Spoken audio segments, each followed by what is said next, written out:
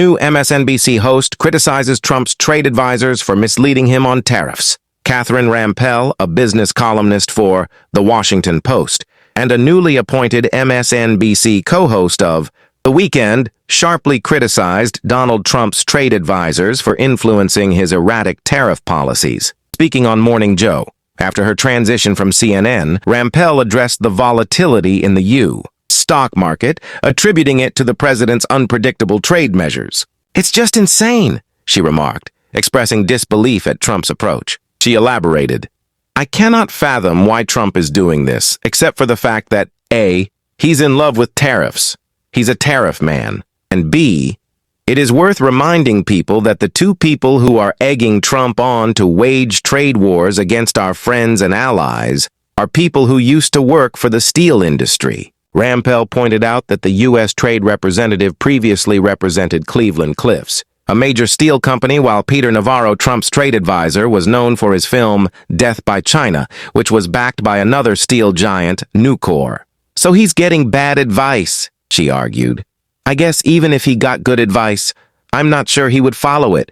But clearly markets are very unhappy with how things are going, as they should be." She later added a biting remark about Trump's presidency, stating, "The best thing he could have done when he came into office, as I have said many times before, is just nothing at all. You know, go play golf, take credit for the gains he was already inheriting. And instead, of course, he is wreaking havoc." Secretary Rubio on the minerals deal with Ukraine, not a security guarantee. The United States does not consider the minerals deal with Ukraine as a security guarantee, but it does create an economic interest in Ukraine's stability, according to Secretary of State Marco Rubio, as reported by The Guardian. Rubio emphasized that Ukraine must have sufficient means to deter future attacks and stressed the need for European involvement in the matter. "I think that a minerals deal is something that is beneficial for both countries. Certainly, any economic development for Ukraine is positive for their future," Rubio stated. However, he clarified that he does not view the deal as a direct security guarantee.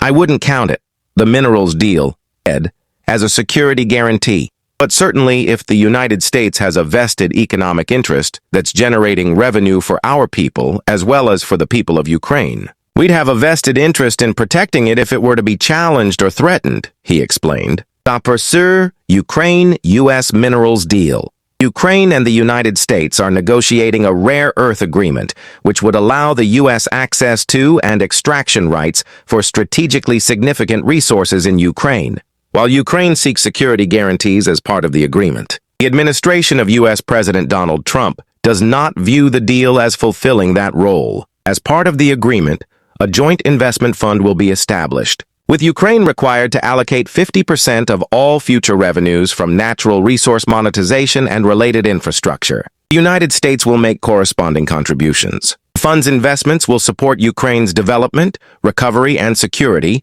and it will be jointly managed by both governments. CNBC journalist calls Trump's actions insane. Host suggests he's manufacturing a recession. At the risk of his job, veteran CNBC journalist Steve Leisman strongly criticized President Donald Trump's tariff threats, calling them absolutely insane. Meanwhile, financial news host Jim Cramer speculated whether Trump was deliberately manufacturing a recession. "I'm going to say this at the risk of my job," Leisman told CNBC anchor Kelly Evans, referring to Trump's unpredictable tariff policies. "What President Trump is doing is insane. It is absolutely insane." Leisman was especially alarmed by Trump's threat to impose 50% tariffs on Canada unless it agreed to become the 51st U.S. state. "That is insane. There is just no other way of describing it," he emphasized, adding that such moves indicate there are no bounds around President Trump. He also warned that the administration's approach could drive away foreign capital, which is crucial for funding deficits and maintaining economic stability. While Trump later reduced the tariff threat to 25% on all aluminum and steel imports, Canada, America's largest supplier, was hit the hardest, prompting immediate retaliatory tariffs from Canada and Europe. Cramer, co-host of CNBC's Squawk on the Street, also condemned Trump's handling of tariffs and his unsettling signals about a possible recession. Even a mere suggestion of a downturn could trigger panic, Cramer cautioned. Trump's actions don't make any sense, he stressed. People are scared. You don't scare people. It's a wrong call. Kramer accused the president of absolutely playing with fire and speculated that Trump's market disruptions might be intentional, though he didn't elaborate on a motive. I hadn't imagined we'll have a recession, he told co-host Carl Quintanilla.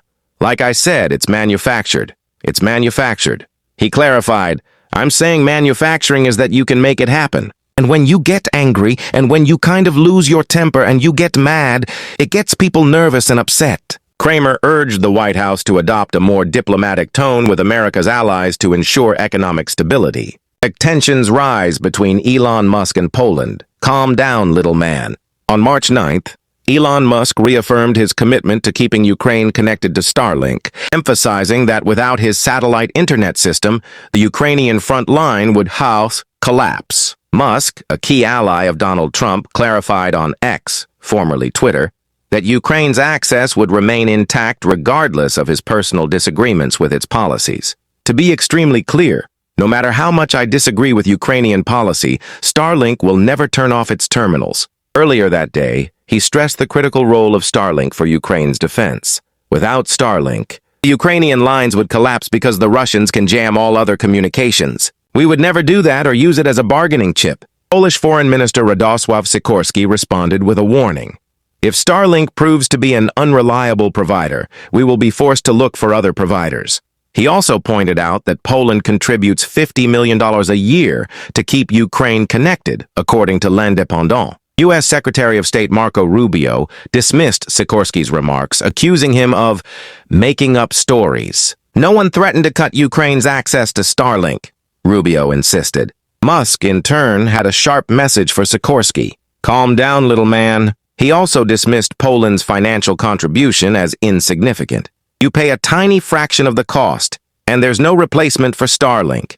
Meanwhile, the U.S. has frozen military aid to Ukraine, temporarily halted intelligence sharing, and restricted access to certain satellite imagery in an effort to push Kyiv toward negotiating a peace deal with Moscow. Canada invests in domestic steel and aluminum as U.S. tariffs take effect. Ottawa.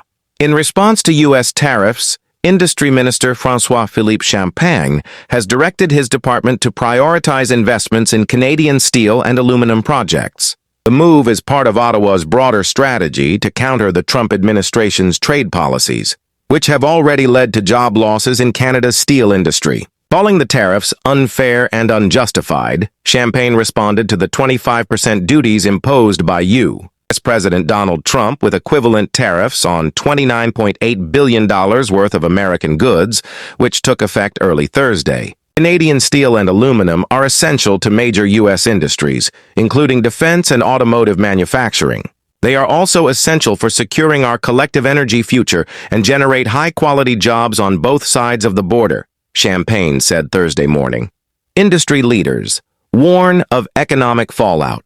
With Canada being the largest supplier of steel and aluminum to the U.S., industry experts warn of severe economic consequences from the tariffs. These tariffs will have devastating repercussions on both sides of the border for workers and communities that rely on a strong North American steel industry. Indeed, many are already feeling the impacts, said Catherine Cobden, president and CEO of the Canadian Steel Producers Association. Layoffs have already begun in Canada. The United Steelworkers Union reported that Ivaco, a steel plant in Ontario, permanently laid off about 30 workers last week, while another 120 received temporary one-week layoffs. We are calling on the federal government to take immediate and decisive action to protect the Ivaco workers and all workers affected by the devastating U.S. tariffs, urged Kevon Stewart, USW District 6 Director. At Algoma Steel in Sault Ste. Marie, 20 employees in supervisory, office, and technical roles faced temporary layoffs. Algoma Steel Group Inc.